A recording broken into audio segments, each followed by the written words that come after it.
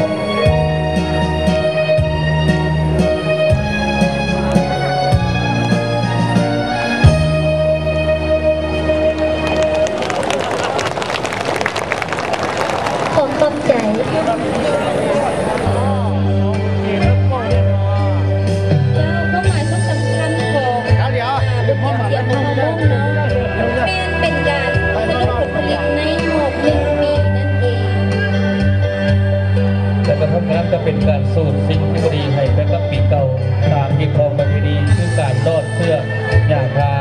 หลังจากนั้นก็เรียกขวัญอยู่ในเฮือนเป็นการบูชาพวงรับไปแล้ว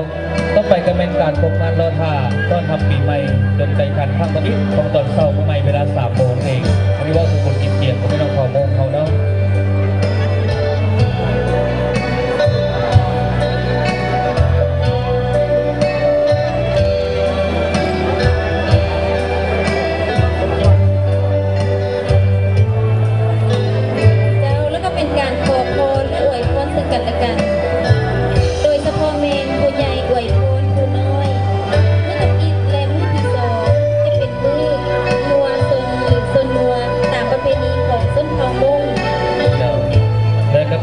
จะเป็นมือที่โยนปักทอน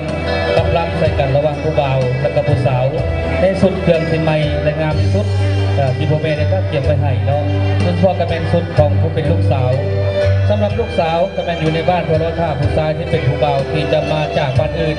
ส่วนลูกชายที่เป็นผู้บ่าวนั้นก็อยู่ในบ้านแล้วก็จะออกไปหาบ้านอื่นเนาะอันนี้ก็เป็นที่ความดีของพี่น้องของวงให้บุญกินเกียรติและยังไงฮิตคอมเป็นการบริการกินเกียรติเนาะในสิ่งที่ขาดไม่ได้ก็คือการเล่นกีฬาเจ้าขึ้นตีปีไก่แข่งขันขี่ม้ายิงหน้าและอื่นๆตามปกติที่เคยเทกันมาแต่ตอนกระเม็ดกำ3 มื้อก็คือห้ามบ่ให้ไปเฮ็ดเวียกงานหยังก็บ่ให้กินพักเนาะแต่หมายความว่าบ่ให้กินแต่ซีนกับข้าวแล้วก็ดื่มแล้วก็เป่าไฟห้ามเป่าไฟห้ามเป่าไฟห้ามสักเคลื่อนห้ามพิเทียงกันอันนี้ก็เป็นถือว่าเป็นมิตรหนึ่งแล้วพิเศษอีกอันหนึ่งที่ป้าโบได้บุญกินเทียงเกี่ยวกับเรื่องเครื่องกินนั้นก็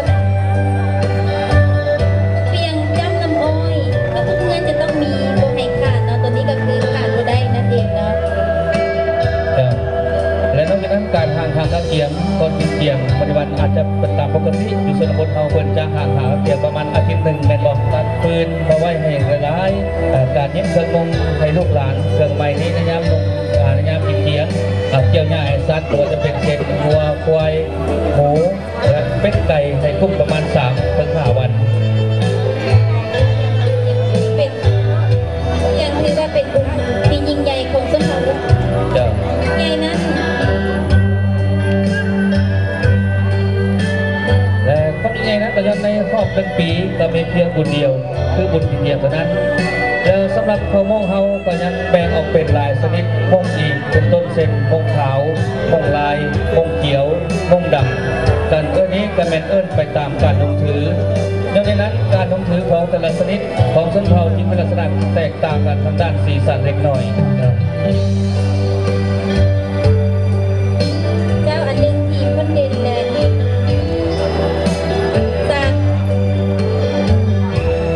สามารถว่าได้ว่าเป็นกฎทางด้านประเพณี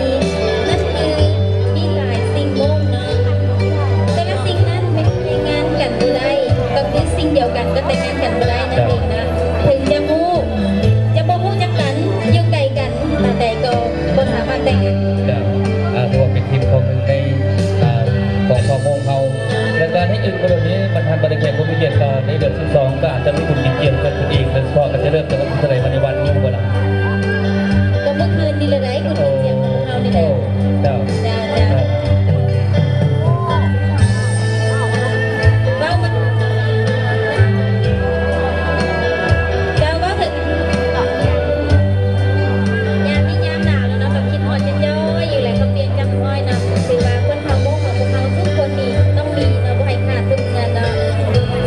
อากาศหนาวๆที่ถือว่าเป็นบรรยากาศที่ดีในความ